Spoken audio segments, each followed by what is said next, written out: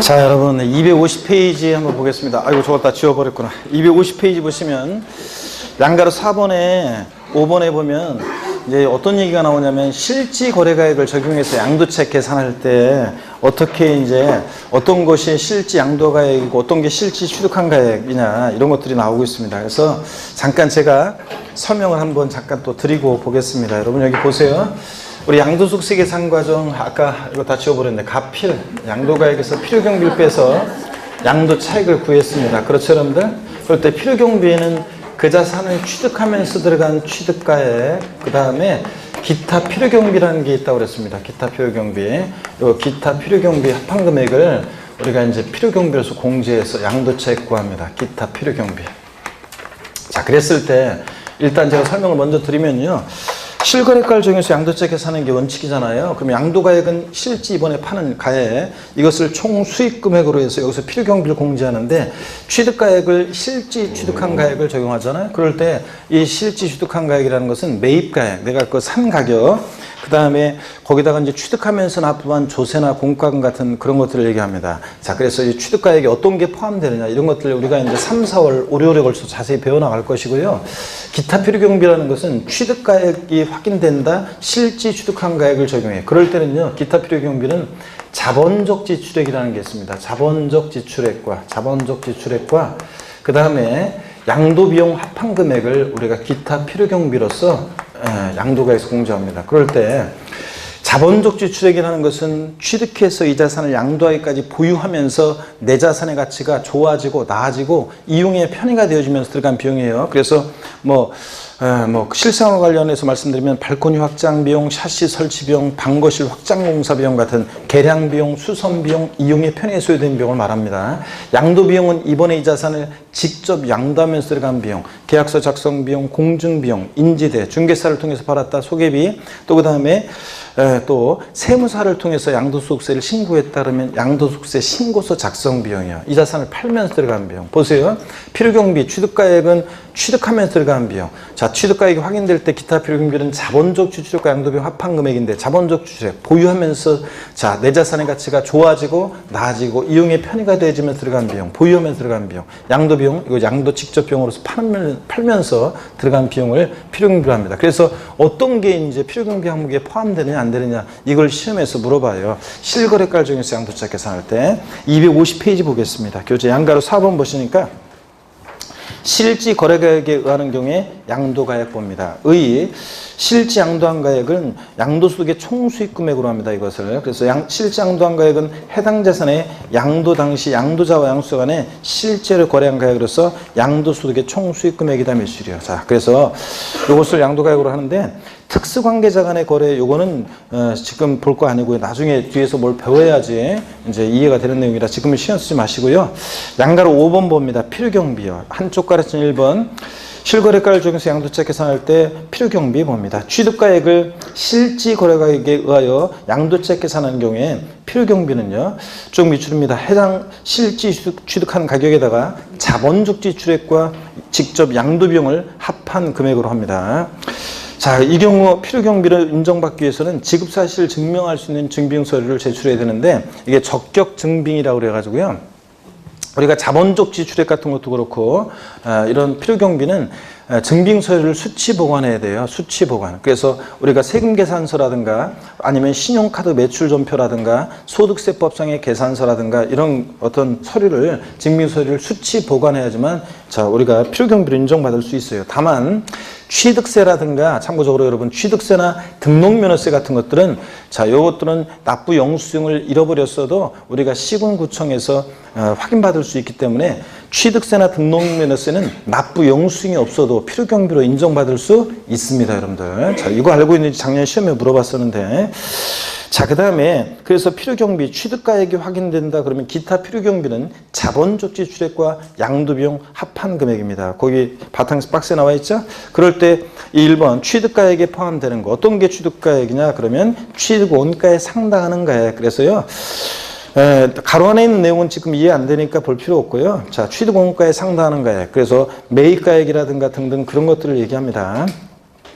그 다음에 그 바탕색 박스에 현재가 차린 차감이 뭔지 이런 것들은 지금 신경 쓰지 마시고 3, 4월 달에 우리가 배워나갈 거예요. 오늘은 가장 기본적인 구조만 보고 갑니다. 251페이지. 자, 취득가액에 포함되는 것, 취득 원가에 상당하는 가액, 어떤 게 취득 원가에 상당하는 가액이냐? 매입가액에다가 내가 산 가격에다가 자, 취득세 기타 부대비용을 가산한 금액. 그런데 예, 하면서 납부한 조세, 취득세 같은 것은 필요경비에 포함되는데 바탕색 박스에 재산세, 종부세 같은 보유세는 필요경비에 포함하지 않습니다. 이런 것들 밑줄이고 그 다음에 B번 그래가지고 자기가 행한 제조 생산 하여튼 건축물을 신축했다 그러면 그 건축하는 데 소요된 일체 비용이요. 그 동그라미 B번에 해당하는 일체 건축하면 들어간 비용도 필요경비로 인정합니다. 그래서 근데 재산세, 종부세 같은 거 같은 포함하지 않고요. 그 다음에 이제 동그라미 니은번 자 이렇게 해가지고 취득에 관한 쟁수민 자산에 대해서 그 소유권 등 확보하기 위해서 직접 소유된 소송 화해비용 등의 금액으로서 내가 그 자산을 취득하는데 소송을 통해서 취득했다. 취득하는데 화해비용이 들었다. 그러면 이런 것도 필요경비에 포함합니다. 다만 그 금액으로서 그 지출한 연도에 각 소득 금액 계산에 있어서 필요경비에 산입한 것을 제외한 금액만 포함하는데 이게 뭐냐면 그 옆에다가 써놓으세요. 여러분들 끝에 저 옆에다가 이중공제 방지 원칙이에요. 나중에 자세히 또 공부합니다. 이중공제 방지 원칙상이요. 이중공제 방지 원칙상 다른 소득금액 계산할 때 보유할 때 사업소득금액 같은 거 계산할 때 소송 화해비용을 필요경비에 산입했어요. 이번에 팔면서 양도소득세 계산 시에 또 필요경비에 포함시키면 돼야 안 돼요? 안 되지. 이중공제 되니까. 그래서 그런 얘기입니다. 동그라미 D급번 당사자 약정에 의한 대금 지급 방법에 따라 취득원가의 이자 상당액을 가산해서 거래가액을 확정하는 경우에 당해 이자액 상당액은 취득원가에 포함한다. 그래서요. 거래 대금이 2억인데 야 3년 균등 대금을 분할 지급하기로 하자 너한테. 자 그럴 때 대금이 2억인데 이걸 3년 동안 균등 분할 지급해서 매달 갚아나가기로 하니까 이자 붙여야 되겠죠? 이자는 15%로 하자. 그때 이자는 취득원가에 포함합니다. 그래서 취득가액에 당사자 약정에 의한 대금 지급 방법에 따라 취득가액에 이자 상당액을 가산해서 거래액을 확정할 때 이자액 상당액은 취득가액에 포함하는데요. 단 또 계속 밑줄입니다. 주택 취득대금에 충당하기 위한 대출금의 이자 지급액은 제외한다. 여러분 그래서 집 살 때 여러분 대출받아 집 샀잖아요. 아무도 대답을 안 하는 거 보니까 그냥 돈들이 많으셔가지고 강명 사시는 분들은 대출 하나도 없이 그냥 다 현금으로 자기 돈도 그냥 현금 탁탁 주고 집 사셨구만. 네? 대출도 하나 없이. 어휴. 자 좋습니다. 자 어떤 분은 제가 집 살 때 그래서 대출 하나도 안 끼고 산 거예요. 그랬더니 집이 없어요. 뭐 그런 말 없고. 자 근데 어떡하네 여러분들 집 살 때 대출금이자 같은 것은 취득가액에 포함한다 안 한다? 안 합니다 여러분. 그 다음에 동그라미 2번에 이제 취득가액에서 제외되는 경우에서 쭉 나와요. 자세하게 이제 이런 것도 공부할 건데 아직은 이제 자세하게는 공부 안 할 거예요. 기업 같은 것만 한번 볼게요.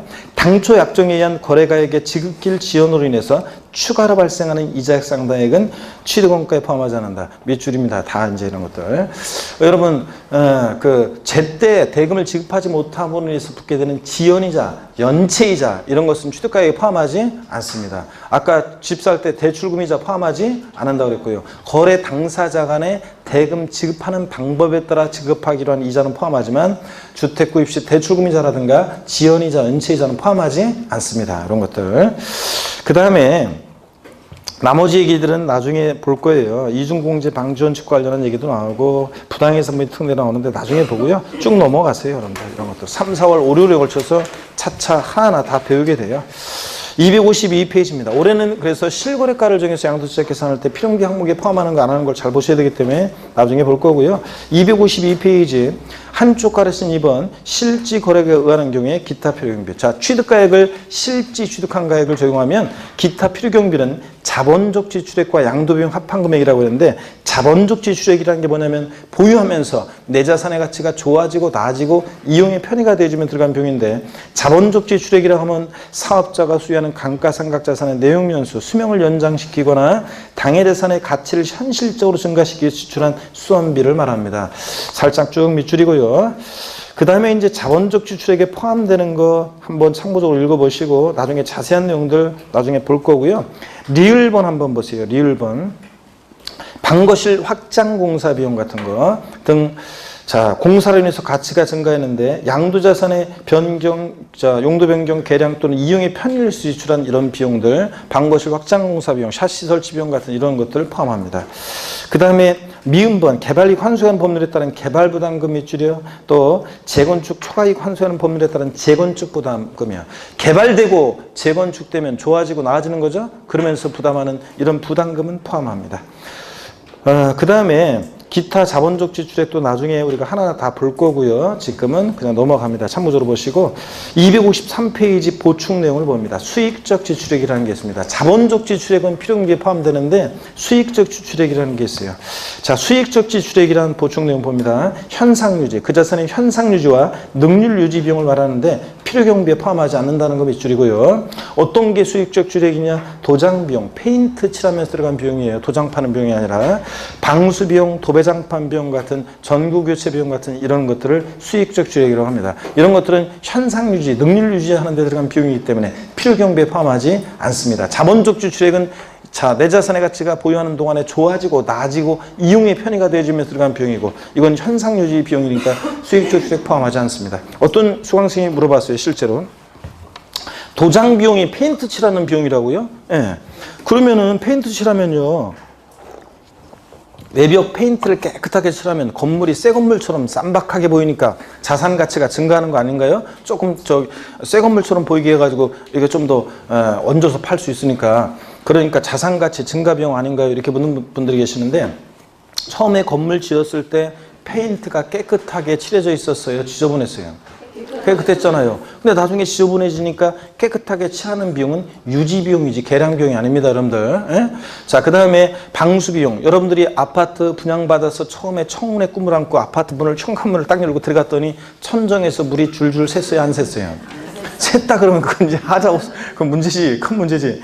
상가를 내가 분양받아서 쫙 문을 열고 딱 들어갔더니 상가 건물에서 천정에서 물이 줄줄 샜어요, 안 샜어요? 안 샜잖아요. 근데 나중에 물이 새. 그러니까 방수하는 비용은 유지 비용이지 개량 비용이 아닙니다, 여러분들. 그죠?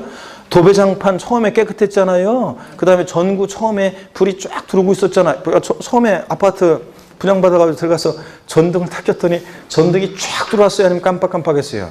쫙 들어왔잖아요. 깜빡깜빡했다 그러면 자, 처음부터 그러면 김 빡세고 당장 그 건설회사 당장 항의해야지. 그러니까 처음에는 쫙 들어왔는데 나중에 깜빡깜빡해지잖아, 오래되면. 그러니까 전구 교체하는 비용이라든가 이런 것들. 뭐 예규에 보면 단독주택인데 담의 일부가 태풍 때문에 아니면 홍수로 비가 와가지고 담의 일부가 무너졌어. 담의 일부를 보수하는 비용은 유지 비용이에요, 개량 비용이에요? 유지 비용이지. 원래 멀쩡했는데 무너졌으니까 다시 이렇게 하는 건 유지 비용입니다. 이런 수익적 지출액은 필요경비에 포함한다 안 한다? 안 합니다, 여러분들. 옛날 시험에 한 2번 나왔고요. 그 다음에 동그라미 2번 양도 직접 비용을 보겠습니다. 자산을 양도하기 위해서 직접 지출한 비용으로서 담의 비용을 말하는 다음에 줄이고 어떤 것들은 이제 하나하나 이렇게 나중에 자세히 다 외우셔야 되는 오늘은 대충 한번 이제 봅니다. 증권거래세법에 따라 납부한 증권거래세, 주식 양도할 때 양도소득세 과세 표준 신고서 작성 비용, 세무사를 통해서 양도세를 신고할 때, 또 계약서 작성 비용, 공증 비용, 인지대, 중개사를 통해서 팔았다 소개비 같은 이런 것들을 말합니다. 이런 것들 다 필요경비에 포함합니다. 니은번 토지 건물을 취득함에 있어서 법령 등의 규정에 따라 매입한 국민주택 채권 및 토지개발 채권을 만기 전에 자, 양도함으로 발생하는 이 매각 자산이에요. 자, 우리가 여러분들이 국민주택 채권 같은 거 토지개발 채권 매입하고 나서요 바로 그냥 여러분들이 팝니다. 이거를 자, 법무사를 통해서 하니까 여러분들이 잘 모르겠지만 이거 바로 매입하자마자 바로 팔게 되는데 그러면 자, 만기 전에 파니까 액면가보다 낮게 팔 거 아니에요. 그럼 속칭 말익강 비용이 발생하죠. 이걸 채권 매각 사손이라고 하는데 사람들이 관행적으로 다 이런 식으로 하기 때문에 우리 세법에서 이것을 비용으로 인정해 주고 있습니다. 국민주택 채권 등에 대한 채권 매각 사손, 요거 양도 비용에 포함합니다.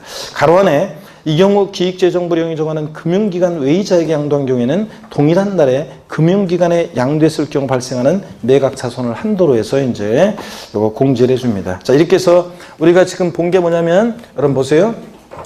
취득가액을 실지 취득한 가격으로 할 때 기타 필요경비는 자본적 지출액과 양도비용 합한금액을 필요경비로 하고, 시험에서 올해 잘 보셔야 됩니다. 취득가액을 실거래가를 정해서 양도세 계산할 때 어떤 게 취득가액이고 어떤 게 기타 필요경비, 자본적 지출액과 양도비용인지를 우리가 이제 차차 배워나갈 것이고요. 하나하나. 그래서 오늘은 대략적으로만 이런 것들이, 자, 취득가액이 어떤 거고 매입가액에다가 뭐 이런 것들 등등, 취득 관련 조세 공과금, 재산세, 종부세는 포함하지 않고 취득세 같은 건 포함하고, 또 그 다음에 거래 당사자 간의 대금 지급하는 방법에 따라 지급하기로 한 이자는 포함하는데 지연이자나 연체이자라든가 주택구입 시 대출금이자 같은 건 포함한다 안 한다? 안 한다 등등. 그 다음에 자본적 지출액, 보유하면서 내 자산의 가치가 좋아지고 낮으면 들어간 비용인데 계량비용, 수선비용, 이용의 편의에 소요된 비용. 근데 여기에 수익적 지출액, 도장비용 같은 방수비용 같은 수익적 지출액은 포함한다 안 한다? 안 한다. 양도비용은 이번에 이 자산을 직접 양도하며 들어간 비용인데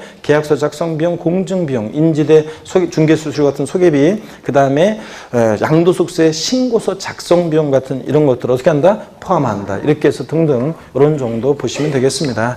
자, 그 다음에 디테일한 내용들은 이제 3, 4, 5, 6에 걸쳐 배워나가요. 그 다음에 253페이지 한쪽 가르친 3번을 보세요. 취득 당시 실거래가액이 인정 확인되지 않는 경우에 추계 방법. 취득가액을 추계 방법에 의하는 경우에 필요경비는 추계 방법으로 정한 취득가액과 필요경비 계산 공제액을 합한 금액으로 한다 몇 줄이요. 자, 그래서 취득가액이 불분명해서 취득가액을 매, 감, 환, 기 이런 것들을 적용했을 때 기타 필요경비는, 자, 일일이 들어간 자본적 지출액과 양도비용을 인정하지 않고 필요경비 계산 공제액이라는 것을 공제한 금액으로 합니다. 그래서 동그라미 1번 취득가액은 이때 장부나 그 밖의 증명서류에 의해서 해당 자산의 취득 당시 실거래가액을 인정 확인할 수 없는 경우에 매, 감, 환 또는 기준시가를 순차로 정해서 취득가액을 산정할 수 있다. 이때는 기타 필요경비는 필요경비 계산 공제액을 적용하는데, 양도차익을 추계 방법에 의하는 경우에 계산할 때 기타 필요경비는 필요경비 계산 공제액을 적용하는데 어떻게 구하느냐? 토지 건물 같으면 취득 당시 기준가의 3%예요.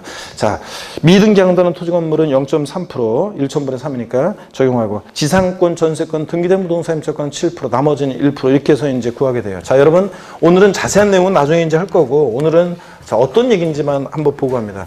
취득가액을 확인된다. 실제 취득한 가격이 확인될 때는 자본적 취득과 양도비용 합한금액이, 자, 기타 필요경비인데, 취득가액이 만약에 여러분 불분명해요. 확인이 안 돼요. 그래서 취득가액이 확인이 안 돼서 취득가액을 추계 방법으로 매, 감, 환 또는 기준시가 매가만기를 적용하잖아요. 자, 그럴 때는 여러분 보세요. 매가만기를 적용할 때는, 이럴 때는 기타 필요경비는 일일이 얘네들 들어간 자본적 취득과 양도비용을 필요경비로 인정하지 않고요. 자산별로 기타 필요경비는 자산별로 일률적으로 이제 필요경비 계산 공제라는 것을 해요. 그래서 필요경비 계산 공제액을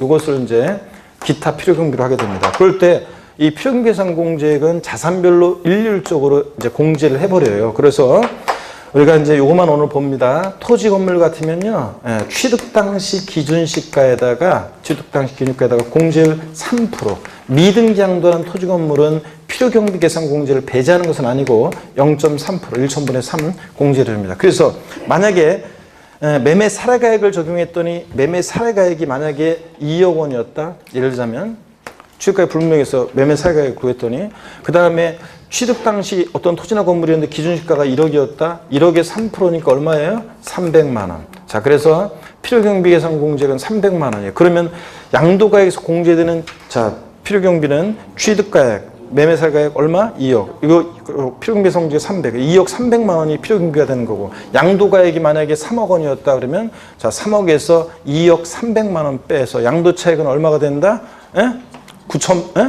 9,700만 원이 되잖아요. 이런 식으로 해서 계산하는 겁니다. 오늘은, 자, 필요경비 계산 공제라는 것은 취득가액이 분명해서 취득가액을 매가만기 이런 걸 적용했을 때는 기타 필요경비는 자본적 취득과 양도비용 적용하지 않고 필요경비 계산 공제액을 적용한다. 이런 거고. 자, 이제 어떻게 공제하는지 자세한 것은 나중에 3, 7, 1 하면서 이제 공제율도 외우고 자세히 공부합니다. 오늘은 어떻게 양도 차익을 계산하는지 구조만 한번 눈으로 보고 이렇게 구조를 한번 이해하고 가시면 됩니다. 취득가액이 확인되면 기타 필요경비는 자본적 지출액과 양도비용 합한 금액을 기타 필요경비로 하고, 그죠?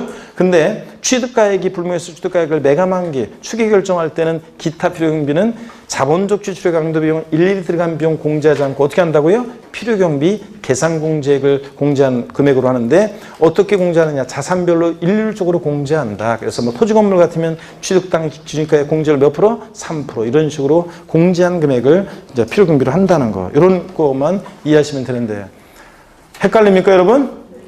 자, 그래서 요게 이제 계속 들어가지고 요게 돼야 돼요. 아직은 가슴에 와닿지가 않는데 여러분들이 이제 이게 돼야 돼요. 자, 오늘은 이런 식으로 양도차익 계산을 한다는 것만 보십니다. 그러면 잘 모르겠으면 오늘은 우리 기본서 1, 2월 과정에서는 요거만이라도 기억해요. 오늘 잘 모르겠으면 양도차익 계산할 때, 자, 양도차익 계산할 때 양도가액을 실거래가에 의하면 취득가액도 뭐에 따른다? 실거래가에 의하고. 양도차익 계산할 때 양도가액을 기준시가에 의하면 취득가액도 뭐에 따른다? 기준시가에 따른다. 이거 하고, 자, 양도가액과 취득가액의 동일기준 적용 원칙, 쌍방 동일기준 적용 원칙, 이거 하나 알고. 그 다음에 또 양도차익 계산할 때 원칙적으로 실지거래가액, 양도자 왕수간의 실거래가를 정해서 계산하는 건데 이 실지거래가액이 실지 양도가액과 취득가액이 확인이 안 된다, 불분명하다, 인정되지 않는다, 이럴 때는 취득가액과 양도가액을 추계해서 적용하게 되는데 콕 집어서 양도가액이 불분명할 때 양도가액은 어떻게 추계일정 경정한다? 매, 감, 기 순서로. 콕 집어서 취득가액이 불분명할 때 취득가액은 어떻게 추계일정한다? 매, 감, 환, 기 순서로 추계해서 결정한다.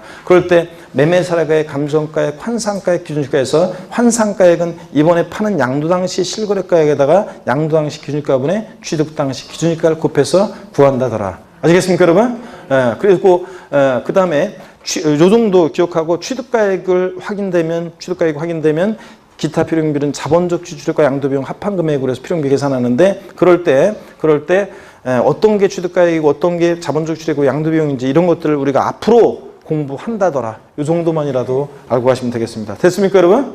이 정도 알고 가시면 되고. 자, 254페이지 이제 여러분요. 쭉 내려와서요. 양가력분 부담보 증여시 양도차익 계산 같은 건 지금 신경 쓰지 마세요. 254페이지 하단에 양도소득 금액 계산을 위한 장기 포유 특별 공제입니다. 이제 갑, 필, 차 구했어요. 양도차익에서 차, 장, 장기 포유 특별 공제를 공제해서 차장, 소, 양도소득 금액 구합니다. 그래서 양도소득 금액 구하기 위해서 양도차익에서 공제되는 장기 포유 특별 공제입니다. 의의는 여러분요. 의의는 제가 기초입문 과정에서는 소개해드렸었는데 한번 보세요. 그냥 장기 보유 공제란 물적 공제로서 장기 보유 후 양도하는 경우, 장기 보유하는 게 국가적으로 좋다고 그랬잖아요. 자, 그런데 장기 보유하다 보면 여러 가지 문제점이 생겨요. 단기 보유 양도 예산보다 세부담을 경감시켜서 과세할 때 우대하기 위한 제도인데 다만 이는 장기간에 걸쳐서 형성된 양도수익이 일시 실현됨으로 인해서 높은 세율을 적용받는 결집 효과를 완화하고 그 높은 세율의 적용으로 인해서 과중한 세부담을 이유로 양도를 기피하는 동결 효과 방지하고 물가 상승으로 인한 명목소득만 커지는 문제점을 제거하기 합니다. 장기 보유하다 보면 생길 수 있는 문제점을 제거하기 위해서요.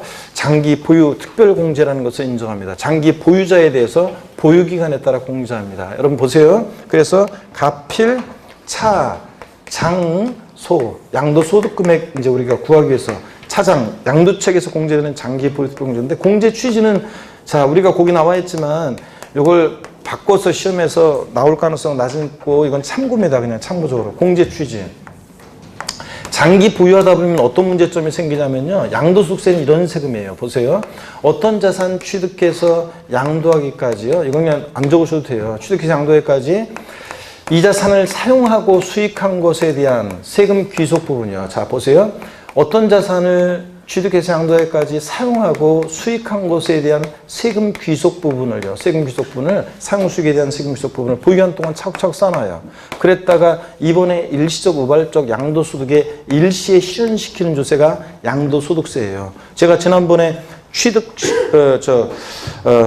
양도 및 취득 시기 하면서 살짝 설명드렸던 것 같은데 그래서 보유하면서 사용 수익에 대한 세금 귀속 부분을 쌓아놨다가 일시적 우발적 양도소득에 일시에 실현시키는데 보세요. 보유기간이 짧을 때보다 보유기간이 길게 되면 이 결집욕 사용수익에 대한 세금 귀속 부분이 더 많이 쌓여지잖아요. 그죠, 여러분들? 그래서 자, 이런 걸 뭐라고 하냐면 결집효과라고 해요. 장기 보유자일수록 사용수익에 대한 세금 귀속 부분이 더 많이 쌓여지는 결집효과라는 게 생겨가지고 세금을 더 많이 내게 되니까 이런 결집효과를 완화시켜주고, 장기 보유자일수록 세금을 더 많이 낸다, 단기 보유자보다, 결집효과 때문에. 그러면 양도를 기피하겠죠. 양도를 기피하는 것을 동결효과라고 하는데, 동결효과를 방지하고, 또 장기 보유하다 보면 실질소득은 얼마 안 되는데 명목소득만 대다시 커지는 문제점을 제거하기 위함입니다. 그래서 여러분, 기초과정에서도 한번 제가 물어봤었는데, 25년 전에 브라보콘 있잖아요. 콘. 그 브라보콘의 가격이 얼마였냐고 제가 물어보니까 중구난방인데,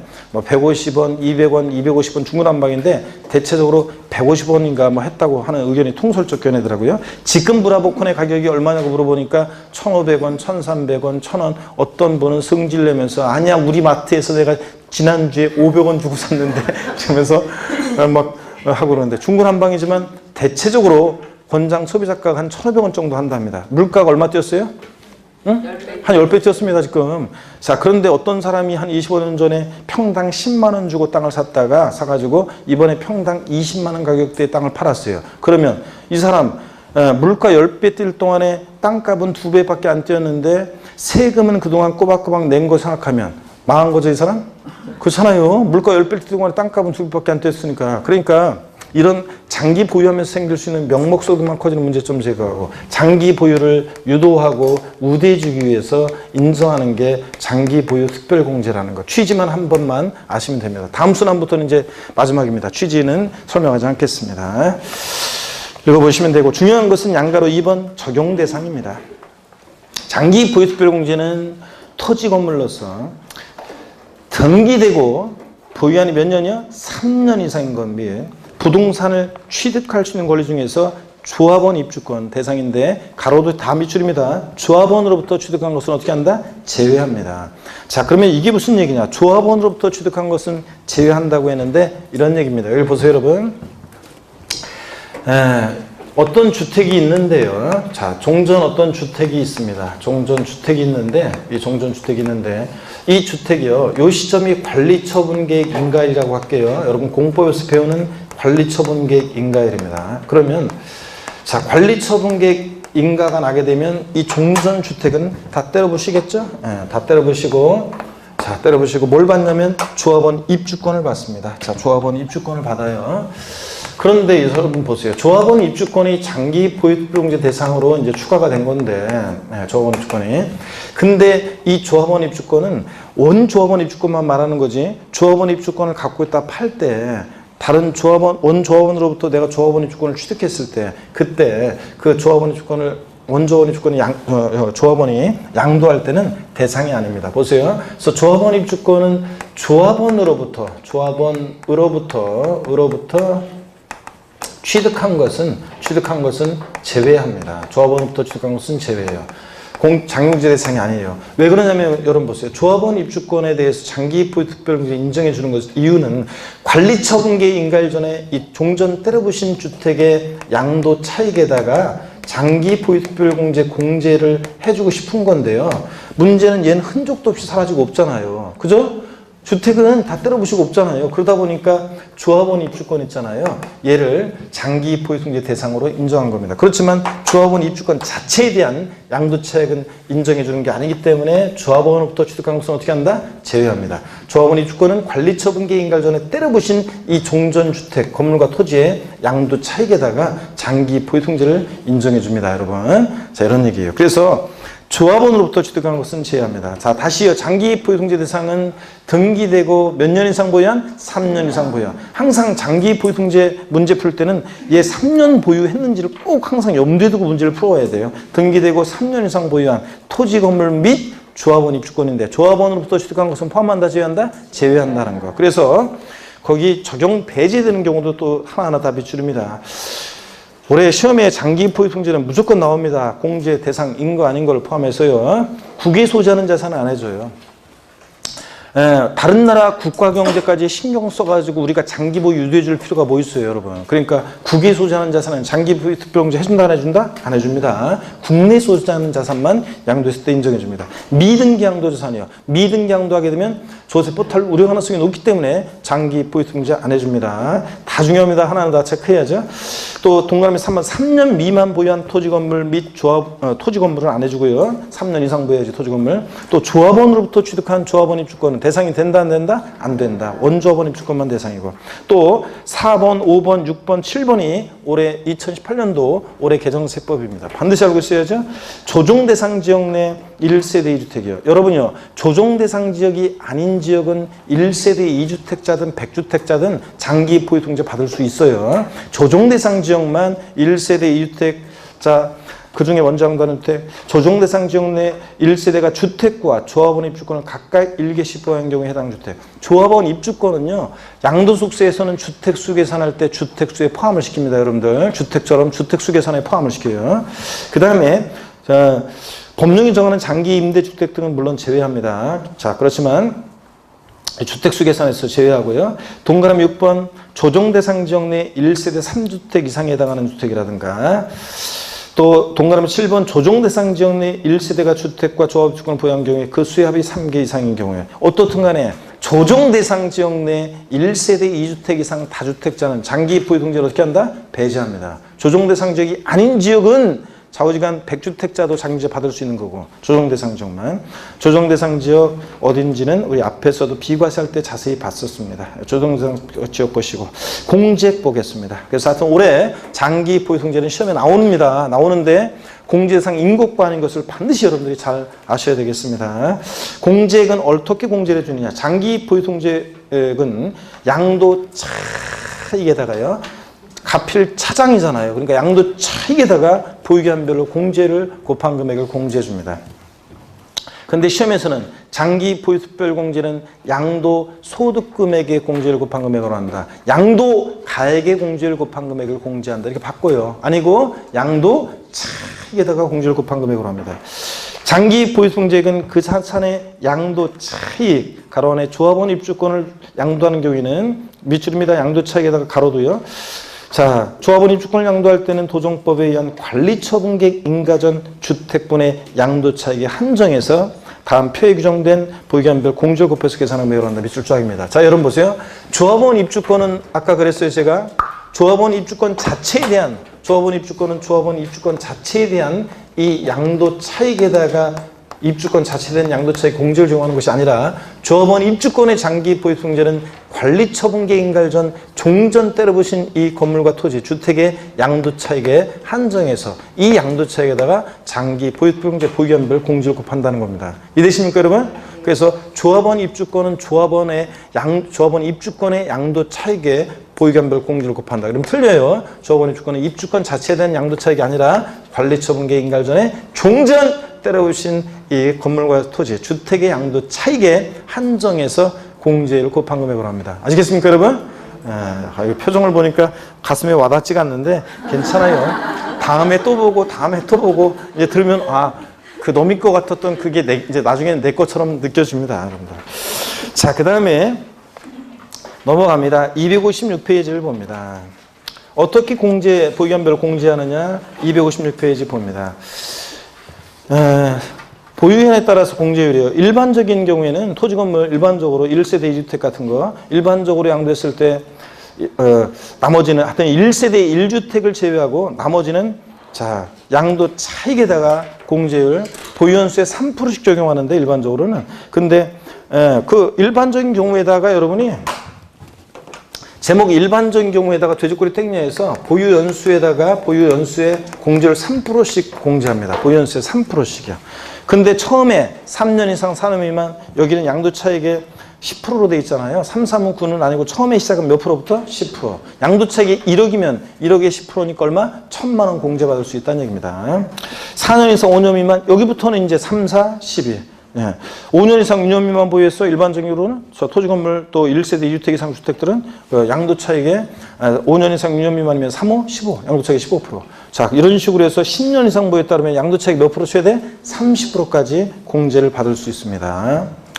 그 다음에 1세대 1주택. 자, 우리 1세대 1주택이에요. 2년만 보유하면 비과세잖아요. 근데 3년을 보유해야지 장기 보유공제를 받을 수 있는데 3년을 보유하면 비과세가 아니라 과세가 되는 게 있느냐? 있습니다. 뭐가 있냐면 그 대표적인 예로 고가주택. 실지 거래가액, 실지 판가격이 기준시가가 아니라 실지 판가격이 9억을 초과하면 1세대 1주택 비과세 배제한다고 그랬잖아요. 그죠? 그러니까 고가주택, 1세대 1주택인 고가주택을 양도했을 때는 장기 보유비용제를 왕창해 줍니다. 자, 그래서 양도차익에다가 보유연수에 얘는 8%씩이요. 1세대 1주택 돼 있죠? 그러면 고가주택, 거기 걔는 돼지고기 땡냐에서 얘는 보유연수에다가 또 이제 글자를 또 줄여놨더니 또 뭔가 하고 보시는 분들이 계시는데 보유연수요. 보유연수에다가 공제율 3%고 얘는 보유연수에다가 1세대 1주택은 보유연수에다가 공제율 몇 프로요? 8%씩 공제해 줍니다. 보유연수에 8%씩.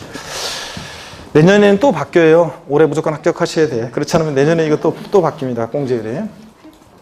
양도세 과세를 1세대 1주택은 고가주택 같은 애들은 양도차익에다가 3년 이상 4년 미만이면 83, 24. 4년 이상 5년 미만이면 84, 31. 이런 식으로 해서 10년 이상이면 최대 몇 프로까지? 80%까지 공제를 해줍니다.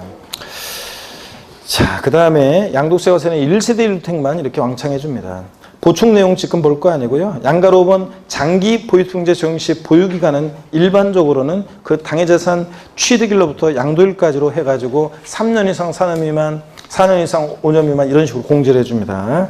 나머지 예외적인 것들은 지금 볼 거 아니고요. 양가로 6번 토지 건물을 함께 양도할 때 토지 건물을 함께 양도하는 경우는 장기 보유통제는 양도하는 자산별로 각각 공제해 줍니다. 양도 자산별로 각각. 토지는 토지, 건물, 양도 자산별로 각각 공제해 주고요. 밑줄입니다. 그 다음에 양도소득세는 장기 보유통제는 양도 자산별로 이렇게 공제를 해줍니다. 자, 그 다음에 이렇게 해서 우리가 이제 가필, 차장, 소, 양도 소득 금액을 구했어요. 자, 여기 봅니다. 양도 소득 금액 구했고, 여기 보시면 이제 소기과잖아요. 양도소득 기본공제액을 공제해서 뭘 구해? 과세표준 구합니다. 소기과예요. 그래서 양도소득 금액에서 공제되는 양도소득 기본공제액을 공부합니다. 양도소득 과세표준 구하기 위해서 양도소득 금액에서 공제되는 양도소득 기본공제입니다. 257페이지입니다. 고개를 드시고요. 자, 어깨 한번 돌리시고, 뒤로도 돌리시고. 네. 자, 장기 보유통제 그러면 지금 본 거 이거예요. 장기 보유통제는 가필, 차장소, 양도 소득금액 구하기 위해서 양도차익에서 공제되는 게 장기 보유통제인데 장기 보유통제는 장기 보유자를 유도하고 우대주기에서 인정하는데 장기 보유통제는 자, 국내 소지하는 자산만 해주는 거지 국외 소지 자산은 해준다 안 해준다? 안 해주고 장기보유자는 반드시 등기되고 3년 이상 보유한 토지 건물 및 조합원의 유치권만 대상입니다. 그러죠? 조합원으로부터 취득한 조합원의 입주권은 제외하고. 자, 그러면 등기되고 3년 이상 보유한 토지 건물 및 조합원의 입주권인데 그러니까 국외 소지하는 자산은 장기보유자 받을 수 있다 없다? 없다. 또 반드시 등기가 돼야지 미등기 양도하는 자산은 장기보유자 받을 수 없고 또 그 다음에 3년 이상 보유해야지 3년 미만 보유한 토지 건물은 장기보유자 받을 수 없고 항상 3년 이상 보유한지를 꼭 떠올리셔야 돼요. 그 다음에 또 3년 이상 보유한 토지 건물 및 조합원 입주권인데 조합원으로부터 취득한 조합원 입주권은 공제상이 아니다. 원조합원 입주권만 대상이고 또 조정 대상 지역 내 1세대 2주택이나 3주택은 장기보유자 대상이 되지 않는다는 거. 자, 조정 대상 지역이 아닌 지역은 다주택자도 공제받을 수 있습니다, 여러분. 자, 그 다음에 양도소득세가 과세되는 1세대 1주택, 고가주택 같은 경우 자, 장기보유자 공제해 줄 때 양도 차익에다가 보유연별 공제율 몇 프로씩? 8%씩 고가주택은. 그래서 24%부터 몇 프로까지? 80%까지 확대 적용해주고 나머지 1세대 1주택이 아닌 양도세 과세되는 1세대 1주택이 아닌 나머지 애들은 보유연수에 3%씩 적용하는데 다만 양도 차익에 3년 이상 4년 미만 보유했을 때는 양도 차익 몇 프로부터? 10%부터 시작하고 그 다음부터는 3%씩 해가지고 최대 10년 이상 보유하면 몇 프로까지? 30%까지 공제해 준다는 거예요. 예? 10에서 30%. 요거 얘기입니다. 그러면 질문을 드리겠습니다. 양도소득세가 과세되는 1세대 1주택인 고가주택 가로 안에 2년 6개월 보유의 경우에는 장기 보유 특별공제 적용을 배제한다. OX예요. OX예요. 맞습니다. 양도소득세 과세는 1세대 1주택인 고가주택 원래 장기보유자 받을 수 있습니다. 근데 왜 지금 제가 배제한다고 그랬어요? 받을 수 없다고 그랬어요? 2년 6개월 보유, 3년 보유를 못했으니까 장기보유자 받을 수 없습니다, 여러분들. 예? 자, 무조건 몇 년 보여야 돼? 3년. 됐습니다. 257페이지 양도소 기본공제 봅니다. 양도소 과세 표준에서 구하기 위해서 양도소득금에서 공제되는 기본공제. 의의는 양도소득 기본공제는 인적공제, 사람을 보고 공제하는데 종합소득의 인적공제와 형평성과 우리가 종합소득세 계산할 때는 배우자 공제, 자녀 공제, 사람을 보고 공제하는 인적공제 제도가 있어요. 그것과의 형평성과 면세점의 기능을 한다. 무슨 얘기냐? 자, 여기 보세요. 가필, 차장, 소, 양도소득금액을 구했더니 양도소득금액이 250만 원 나왔어요. 그럼 기본공제 미리 말씀드리면 소득별로 250만 원 공제. 그러면 과세표준금액은 얼마야? 빵원. 그러면 양도소득세는 적어도 양도소득금액 250만 원을 넘어야지 양도소득금액 250만 원까지는 얼마 안 되니까 과세하지 않겠다는 얘기입니다. 기본공제 250만 원 해주는 것이 면세점의 기능을 한다. 양도소득금액 250만 원까지는 과세하지 않겠다는 얘기입니다. 자, 그 다음에 계속해서 봅니다. 두 번째 줄, 양도소득 기본공제는 미등기 양도는 아니면 보유원에 관계없이 공제 적용하며 별도의 공제 신청도 요하지 않고 알아서 계산하면 됩니다. 공제 대상 밑줄입니다. 미등기 양도자산을 제외한 모든 양도자산은 보유원에 관계없이 기본공제 대상이 된다. 장기 보유등재는 아까 토지, 건물 및 조합원 입주권만 대상이었잖아요. 그죠? 그리고 몇 년 보유해야 돼? 3년 이상을 보유해야 되는데 기본공제는 절 봅니다. 미등기 양도만 아니면 양도 기본공제는 싹 다 깔아줍니다. 그래서 시험 문제 풀 때 만약에 등기가 됐는데 등기를 요하는 재산 등기됐다고 돼 있는데 기본공제 안 해준다는 지문이 나오면 무조건 틀렸다고 보시면 됩니다. 기본공제는 국외소재 재산도 돼요. 장기공제는 국외재산 안 되잖아요. 근데 기본공제는 국외재산이든 자산 종류, 부경 관계없이 다 깔아줍니다. 뭐만 아니면 미등기 양도만 아니면. 자, 그러면서 요거 비교합니다. 그 다음에 공제법입니다. 양도소득 있는 고조에 대해서 다음에 자 밑줄입니다. 소득별로 해당 과세 기간의 양도소득금액에서 각각 연 250만 원을 공제합니다. 소득별 돼 있죠? 거기 소득별에다가 돼지꼬리 땡냐에서 양도자산별 X요. 장기 보유특별공제는 양도자산별로 공제하는데 양도소득 기본공제는 소득금액별로 소득별로 공제합니다. 여기서 말하는 소득별에서 이 소득이 어떤 소득을 말하느냐, 이 소득이 이쪽 한번 보세요. 자, 여기서 보시니까 가필, 차장, 소기과잖아요. 그러니까 양도소득 기본공제는 양도소득금액에서 공제하는 거니까 자, 여기서 말하는 아까 소득별로 기본공제 각각 연 250만 원의 소득별은 이 양도소득금액을 말하는 겁니다. 이 소득금액별로 얼마씩? 250만 원씩 공제합니다. 각각. 자, 그러면 어떤 소득과 어떤 소득별, 소득을 구별하느냐? 자, 봅니다. 양가로 3번 공제액에서 동그라미 1번이요. 토지, 건물, 부동산에 관한 권리, 기타 자산 이거 전부 합친 양도소득금액에서 1년에 얼마? 250만 원 공제하고 또 주식 또는 출자 지분 양도소득금액에서 1년에 250 또 파생상품 자 양도소득금액에서 1년에 250만 원 공제합니다. 그러면 국내 자산만 양도했을 때 어떤 사람이 같은 연도에 토지도 팔고 건물도 팔고 자 주식도 팔고 파생상품도 팔았습니다. 최대 기본공제 얼마까지 받을 수 있어요? 750만 원. 부동산 등에서 토지, 건물, 부동산에 관한 기타 자산 이거 전부 합친 것에서 1년에 250 주식에서 250 파생상품에서 250이니까 최대 국내 자산만 양도했을 때 얼마까지? 750만 원까지 기본공제 받을 수 있다는 얘기입니다. 자 그러면 어떤 얘기인지 살짝 보겠습니다. 여기 보세요. 갑이라는 양도자가 있는데 1월 1일부터 12월 31일까지 기간 동안에 등기는 다 됐습니다. 토지를 양도했는데 양도소득 금액이 300만 원 나왔고 건물을 또 같은 연도에 팔았는데 양도소득 금액이 400만 원 나왔습니다. 기본공제를 갑은 최대 얼마를 받을 수 있겠는가? 얼마 받을 수 있어요? 더 이상 양도한 거 없고요. 얼마 받을 수 있어요? 자, 토지에서 기본공제 250만 원 받잖아요. 그자 그러면 좀 이따 나오지만 이제 순차공제예요. 양도한 순서대로. 여기서 250공제 받았어요. 자, 토지, 건물, 부동산에 관한 기타 자산 이거 전부 합친 것에서 1년에 250이니까 건물 양도 시에는 기본공제 받을 수 있어요? 없어요? 없습니다. 그래서 얼마 받을 수 있어요? 250만 원. 자, 을이라는 사람이 또 양도합니다. 1월 1일부터 12월 31일까지 기간 동안에 이때 만약에 자 건물을 또 팔았습니다. 양도소득 금액이 200만 원 나왔습니다. 기본공제는 최대 얼마를 받을 수 있겠는가? 얼마 받을 수 있어요? 네. 이게요. 양도소득 금액 범위 내에서만 해줘요. 소득 금액 범위 내에서만 해주니까 얼마만? 200만 원만 받을 수 있어요. 왜 그러냐면 양도소득금액인 가필차장 소, 양도소득금액 200만 원인데 기본공제 250만 원 하면 과세표준은 마이너스 50. 이러면 안 되잖아요. 그러니까 기본공제는 양도소득금액 범위 내에서만 해줍니다. 소득금액 200이면 자 양소득 기본공제도 200만 원만 이런 식으로 해줍니다. 자 이렇게. 그럼 마지막으로 하나 봅니다.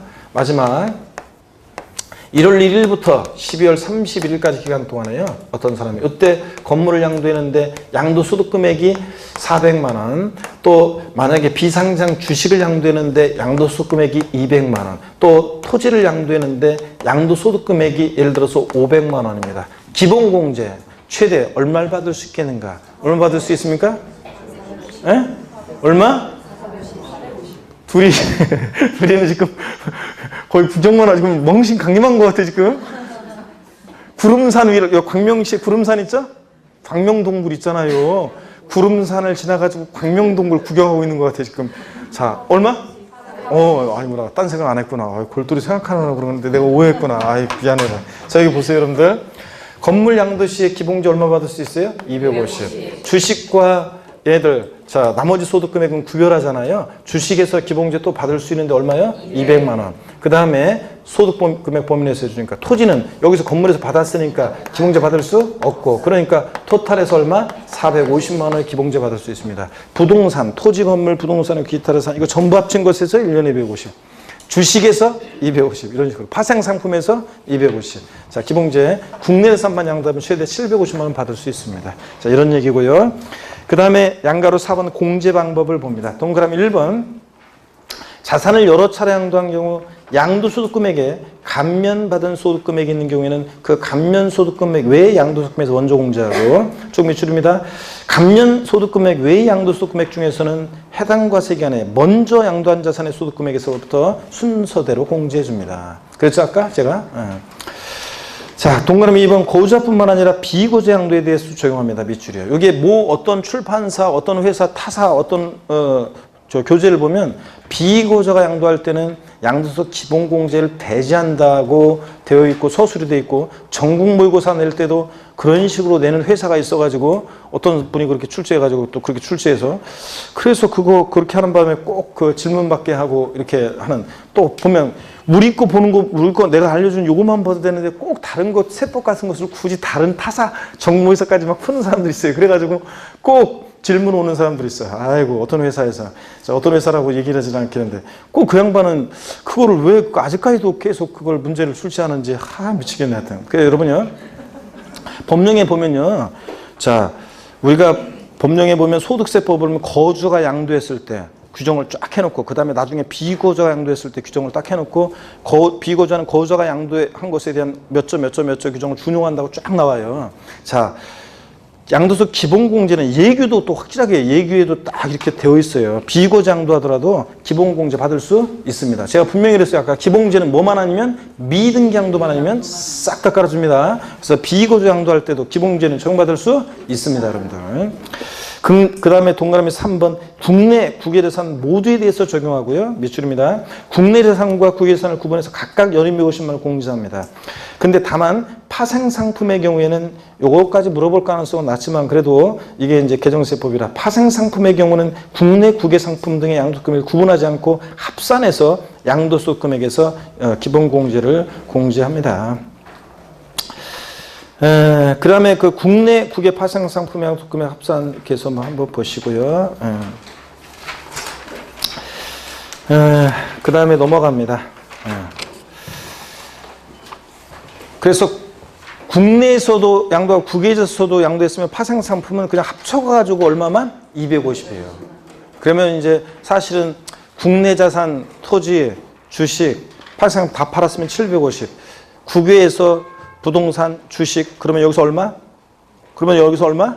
500. 자, 그러니까 파생상품은 국내 재산과 합쳐서 250만 원 해주니까 그러니까 토탈 해가지고 국내 국외재산 전부 다 양도했을 때는 얼마까지 기본공제 받을 수 있어요? 제가 다음에 적어드릴 건데 오늘 말로 하고 여기서 750 국내에서 국외에서 저 최대 얼마? 500 합치니까 얼마입니까? 1250만 원만 최대 공제 받을 수 있죠 여러분들? 이런 건데 나중에 또 알려드리겠습니다. 자 넘어가시고요. 그 그 다음에 258페이지 보충에 장기부등재와 기봉재 비교 여러분이 보시고 양도소득세 세율입니다. 양도소득세 세율이 독립한 문제로는 우리 세법에서는 자주 나오진 않아요. 그렇지만 최근에 계속 개정 내용들이 있고 올해도 그렇고 그러니까 세율을 올해 29회 시험 역시 잘 보셔야 되겠습니다. 그래서 양도세 세율 잘 봐야 되는데 잠시 쉬었다가 양도세 세율 보고 그 다음에 이제 양도세 납세 절차 이런 것들을 중요한 내용들을 또 보도록 하겠습니다. 잠깐 쉬겠습니다.